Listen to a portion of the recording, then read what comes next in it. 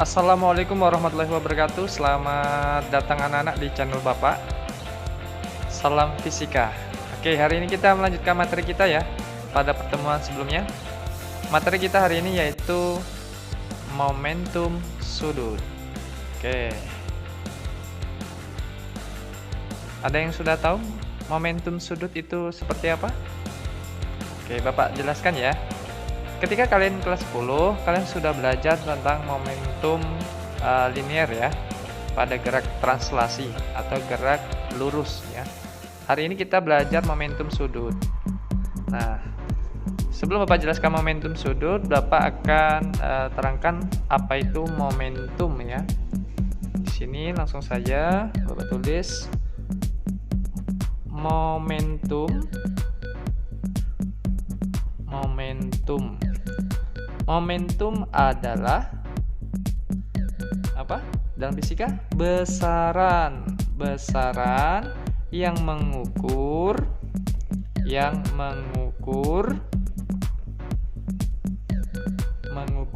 seberapa sulit ya, seberapa sulit. Oke, seberapa sulit Bapak lingkarin di sini ya. Besaran yang mengukur seberapa sulit untuk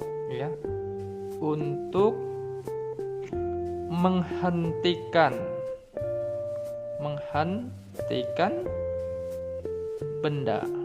Oke, itu arti dari momentum. Jadi momentum dia merupakan besaran ya, seberapa sulit sih sebuah benda itu untuk dihentikan.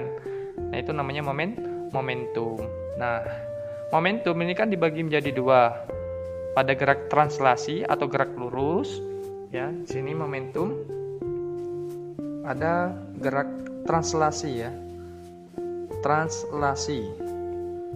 Ini Bapak tulis seperti ini, translasi atau gerak lurus,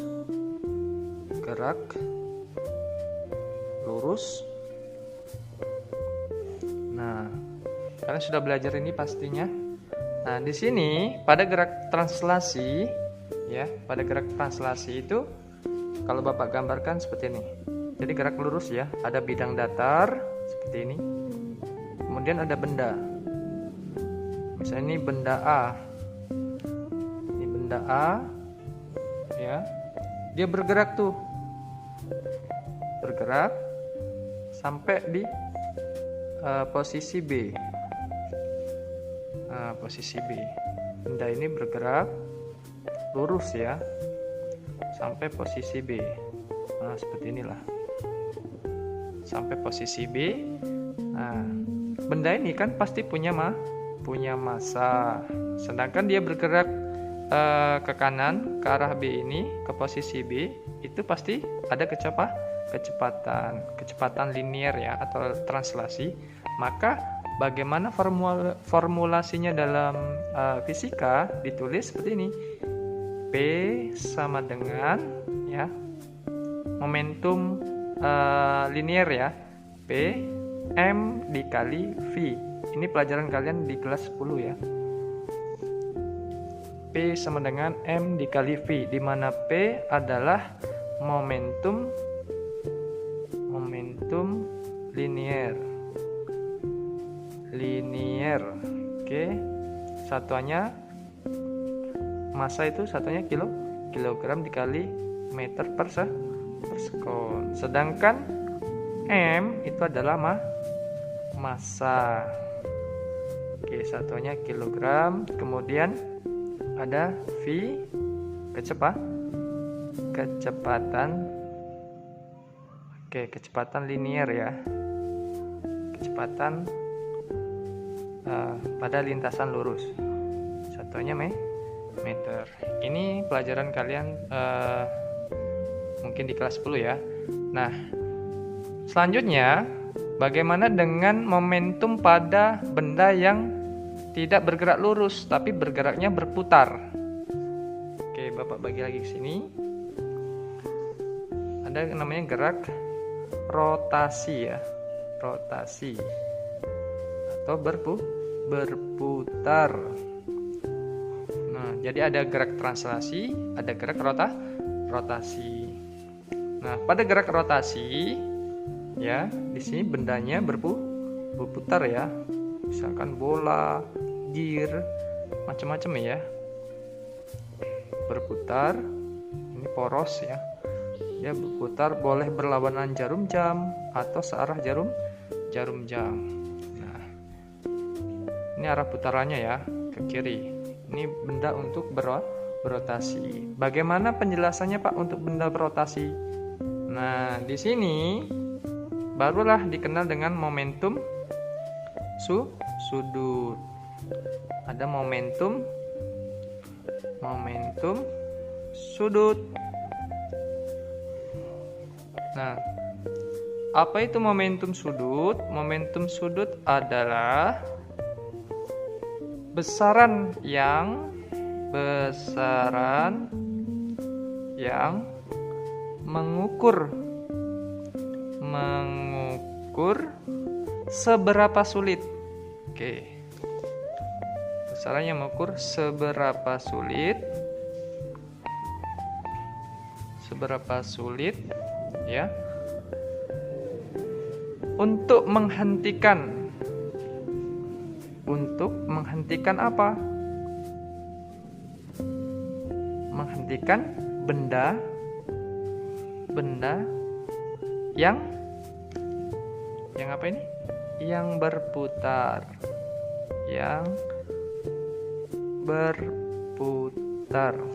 Oke. Inilah maksud dari momentum sudut. Formulasinya ya, jadi momentum sudut itu disimbolkan dengan P ya. P sama dengan Pak Bus. Kalau linear dia P, tapi kalau untuk sudut disimbolkan dengan L. L sama dengan apa? I dikali omega. Ya. Oke, seperti ini. Kasih keterangan L sama dengan tadi momentum sudut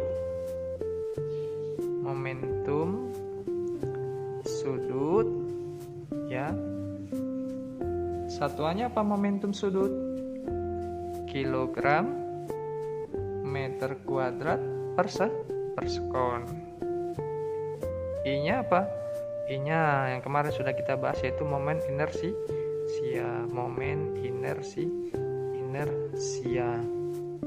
Satuannya apa? Kilogram meter kuadrat. And then omega. Oke, di kelas 10 masih ingat kecepatan sudut. Oke. Satuannya apa? Radian per sekon. Ini adalah formulasi dalam momentum sudut, rumus momentum sudut ya. Nah, jadi kalau Bapak analogikan antara translasi gerak lurus ya, Bapak bagi seperti ini, translasi sama rotasi. Translasi kan gerak lurus ya tadi ya, sedangkan rotasi itu gerak berputar. Nah, ini kalau supaya kalian ingat rumusnya, translasi simbolnya apa? Momentumnya, yaitu P ya. Momentum ya. Di sini P momentumnya. Momentum. Oke. Di sini P, kalau rotasi L. Nah, tingkat kemalasannya pada gerak translasi, sebuah benda kan pasti ada tingkat kemalasan untuk bergerak ya. Kalau translasi berarti tingkat kemalasan benda untuk bergerak lurus itu kan dipengaruhi oleh massa ya, M, massa. Nah, kalau pada rotasi yang kemarin kita bahas, yaitu momen inersia, dia cenderung untuk mempertahankan keadaannya untuk tetap bergerak, atau bahkan dia bertahan untuk tetap diam. Nah, pada rotasi itu simbolkan dengan inersia I ya. Dan selanjutnya kecepatannya pada translasi itu V, karena kan lurus ya, gerak lurus itu pasti V. Kalau geraknya rotasi pasti pakai omega. Nah, sehingga rumusnya kan P sama dengan M kali V, yang satunya lagi L sama dengan omega dikali I dikali omega. Nah, seperti ini. Inilah sekelumit tentang momentum sudut. Nah, tadi pada momentum sudut gerak berputar ya. Pada gerak berputar benda berotasi ya, Bapak gambar seperti ini. Oke. Nah, benda yang berputar di sini ini adalah sebuah lingkaran. Benda yang berputar itu pasti punya jari-jari. Nah, jari-jarinya apa? R. Nah, seperti ini. Nah, ini benda, ini ada lingkaran ya. Kemudian ada titik tengah ya, poros. Nah, benda yang berada di lingkaran ini bergerak mengelilingi dari titik pusat ini. Ketika dia mengelilingi titik pusat, bergerak melingkar, maka jarak antar titik pusat dengan benda itu disebut dengan jari-jari atau radius ya, R. Dan gerak translasinya kemana? Ya, seperti ini. Geraknya itu menyinggung dari lingkaran ya. Ini V-nya. Oke. Sehingga ya, lengan dari torsi dan kecepatan linier ini kan lengan torsinya ya. Torsi benda ini punya massa M. Kalau radiusnya sudah diketahui, masanya sudah diketahui, kecepatan linearnya sudah diketahui, ya, maka rumus dari yang ini, yang momentum sudut, ya seperti ini, L sama dengan omega dikali I dikali omega, ya. I-nya kemarin rumus momen inersia apa? Rumus momen inersia yaitu mr kuadrat ya. Sedangkan omega pada gerak translasi ya, itu nilainya adalah V per R ya. Ini seperti ini ya. I sama dengan M dikali R kuadrat, sedangkan omega V per R pada gerak translasi ya. Sehingga kita dapat formula rumusnya ya, seperti ini. M ya, ini kan R kuadrat ya, dikali V per R ya, maka ini dibagi. Nah, tinggalnya R-nya 1, jadi R aja dikali V sehingga rumus akhirnya adalah L sama dengan M dikali R dikali V. Sebelum Bapak lanjutkan ya, jadi momentum sudut ini ya, Bapak analogikan seperti ini. Ini ada roda ya, ada roda. Kemudian di sini ada Bapak gambar ya. Ini ada sebuah piringan yang terhubung dengan batang besi. Nah, Bapak analogikan seperti ini ya. Benda ini ya, Bapak tarik seperti ini. Nah, ini maksud dari gambar ini adalah ketika dia digenggam, diputar ke kiri, jempol kita yang ke atas itu adalah arah dari momentum sudutnya. Selanjutnya, ketika sudah membahas momentum sudut ya, pasti kita akan bahas hukum kekekalannya. Ya, pada gerak translasi ada hukum kekekalan momentum ya, pada gerak translasi. Begitu pula dengan pada gerak rotasi ada hukum kekekalan momentum sudut. Selanjutnya kita akan bahas hukum kekekalan momentum sudut. Nah, pada hukum kekekalan momentum sudut ya, di sini Bapak simulasikan dengan gambar dua penari balet ya, gambar A dan gambar B. Nah, gambar A, penari balet ini memposisikan kedua tangannya itu ya, merentangkan kedua tangannya sehingga tangan kanan dan tangan kirinya menjadi lengan torsi ya. Ya, ada lengan torsinya di sini R, sepanjang R.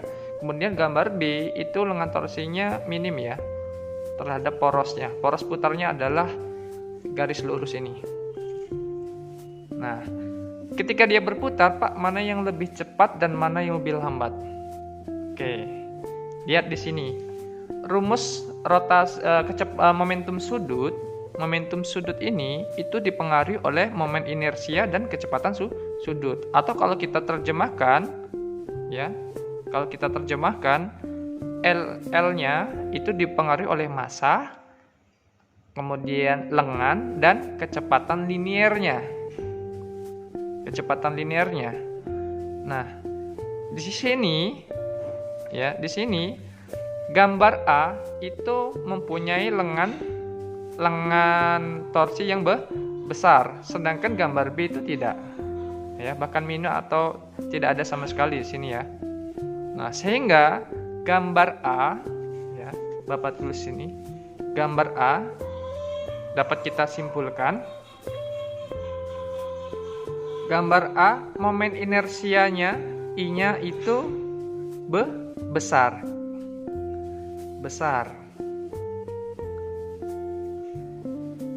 Gambar A momen inersianya besar. Sebab kenapa? Karena dia punya R. Ya. R-nya itu besar, panjang R-nya ya. Sedangkan kecepatan sudutnya bagaimana, Pak? Kecepatan sudutnya omeganya itu kecil. Kecil. Kemudian gambar B, ya, sebaliknya.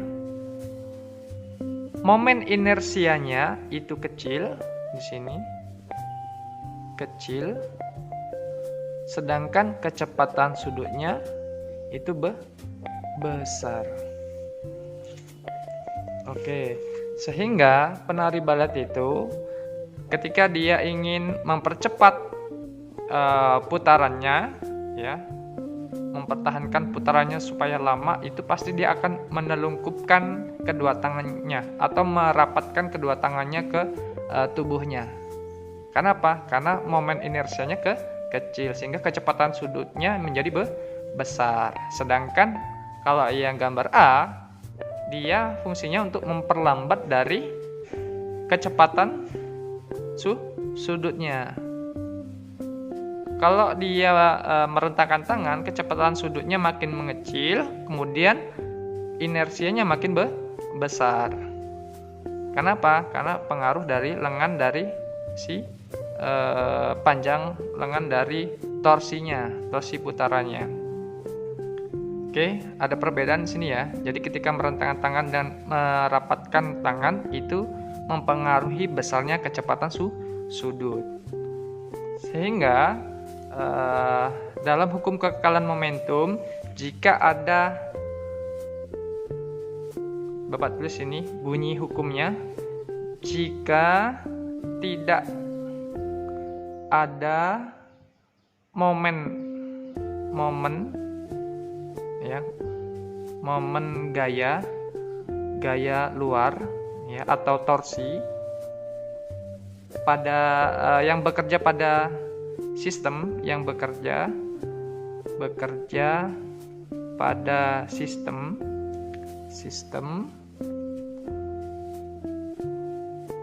yang mengalami yang mengalami gerak rotasi, maka momentum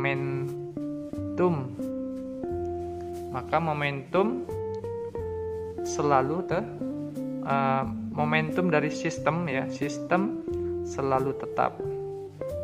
Oke, tetap. Oke, seperti ini bunyi hukum kekekalan momentum sudut. Jika tidak ada momen gaya luar, ya, tidak ada gaya yang mempengaruhi dia dari luar, ya, misalnya nggak dihentikan oleh sesuatu dari luar, maka momentum sudutnya di sini, momentum sudut ya, maka momentum sudut sistem selalu tetap atau kekal bahasanya. Tetap ini artinya kekal. Ya, kekal. Tetap, kekal, atau tidak berubah. Nah, itu bunyi dari hukum kekekalan momentum. Sehingga ya, ketika gambar A dan gambar B ini ya, gambar penari sebelumnya dia merentangkan tangan dan kemudian dia merapatkan kedua tangannya pada tubuhnya, maka hukum kekekalan momentum di sini ditulisnya ini L ya, momentum awal ya sama dengan momentum akhir. L sama dengan L aksen ya. Nah, kemudian kita tulis di sini ya. Maka I kali omega sama dengan I aksen kali omega aksen. Ini adalah hukum dari kekekalan momentum. Oke, selanjutnya kita akan bahas soal ya. Nah, di sini seorang penari balet memiliki momen inersia. Penari balet punya momen inersia. Ketika kedua lengannya dilentangkan, ini gambar A, ini gambar B, ya, ini yang pertama. Ketika dia direntangkan, momen inersianya I-nya itu 8 kg meter kuadrat. Dan momen inersia ketika dia merapatkan kedua tangannya, ini X aksen. Jadi sebelum dan sesudah. Ini awal lah, akhir ya, ini awal, ini akhir, ini sebelum, ini sesudah. Nah, soal ini seperti itu. Seorang penari balet memiliki momen inersia 8 kg meter kuadrat ya, ketika kedua tangannya kedua lengannya direntangkan ya, dan 2 kg meter kuadrat ketika merapatkan tubuhnya, berarti sesudahnya ya. Pada saat kedua lengannya terentang, penari tersebut dengan kelajuan berapa? Radian per sekon itu satuan dari dari kecepatan sudut, radian per sekon ya. Kecepatan sudut itu omega di sini. Ini omega yang pertama. Omega. Oke. Setelah itu kedua lengannya dirapatkan ke tubuhnya. Tentukan laju putaran penari ketika dua lengannya merapat. Laju putarannya atau kecepatan sudut. Ditanya adalah omega aksennya itu berapa. Maka cara menghitungnya seperti ini tadi. Hukum kekekalan momentum sebelum dan sesudah. Oke, berarti cara penjelasannya diketahui ya. I yang pertama ya, sebelum itu 8 kg meter kuadrat, sedangkan kecepatan sudutnya 30 radian per sekon. Kemudian momen inersia ketika dirapatkan tangannya 2 kg meter kuadrat. Berapa ya, pertanyaannya berapa kecepatan sudutnya atau laju putarannya sesudahnya? Nah, jawab ya. Jawab. Hukum kekekalan momentum itu berlaku L sama dengan L aksen ya, atau kita terjemahkan I kali omega sama dengan I aksen kali omega aksen. Oke. Yang ditanyakan yang ini. Yang apa ini? Yang ini yang ditanya ya. Maka kita pindah yang I aksen yang di sebelah kanan ke sebelah kiri. Karena ini bentuknya perkalian, ketika pindah ke seberang sama dengan itu menjadi pembagian. Jadi omega kali I kali omega ini pindah ke sebelah kiri sama dengan jadi pembagian bagi I aksen sama dengan omega aksen. Boleh Bapak tulis di sini ya. Jadi kita balik aja, sama aja. Jadi omega aksen sama dengan I dikali omega dibagi I aksen. Nah, seperti itu. Baru kita input dari nilai dari masing-masing momen inersia dan kecepatan sudutnya. I-nya berapa tadi? 8. Omega berapa? 30. Momen inersia setelah ketika dirapatkan 2 kilometer kuadrat. Maka kecepatan sudut ya ketika dirapatkan adalah 8 bagi 2, ini berapa? 4. 30. Sehingga 4 kali 30 berapa? 120 radian per second. Ini adalah hasil dari kecepatan sudut ketika penari balet ini merapatkan kedua tangannya. Jadi kecepatan sudutnya adalah 120 radian per second. Oke, paham anak-anak ya? Oke, itu saja yang bisa Bapak bagi hari ini. Kurang lebihnya mohon maaf. Kita lanjutkan materi selanjutnya pada pertemuan selanjutnya. Assalamualaikum warahmatullahi wabarakatuh.